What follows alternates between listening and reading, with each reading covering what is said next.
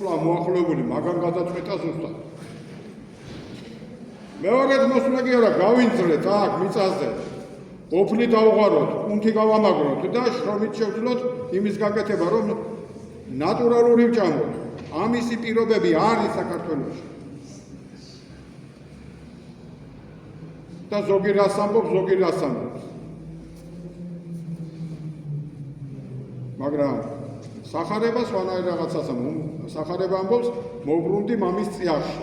მიდი და სინანული გამოხატე მამის წინაშე და შენ რო არ ელოდები, იმნაირი დიდი წყალობა მოგივა.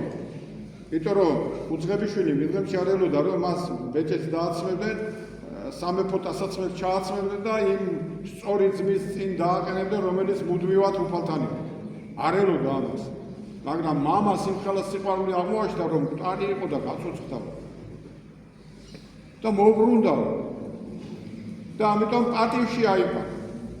ის არ ელოდა ამას, მაგრამ მიიღო ეს პატივი.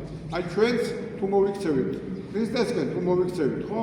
ღვთისწყალობით და რჯულისაკენ. ჩვენში თუ გამეფდება რჯულის ცხოვრება, ისეთი წყალობას მივიღებთ, ჩვენთვის მოულოდნელი იქნება, რომლის ღირსით ჩვენ არა ვართ.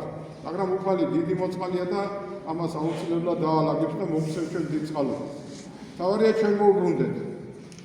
ჩვენ მოვუბრუნდეთ ერისკენ, ქვეყნისკენ, ხალხისკენ, ენისკენ, მამულისკენ, სარწმუნოებისკენ.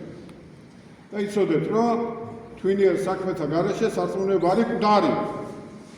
და არავინ არ იფიქროს იმას, რომ ღმერთი მწამს. საქმე ძნელი გასაკეთებელი. ძნელი დასათმულია სიცოცხლე.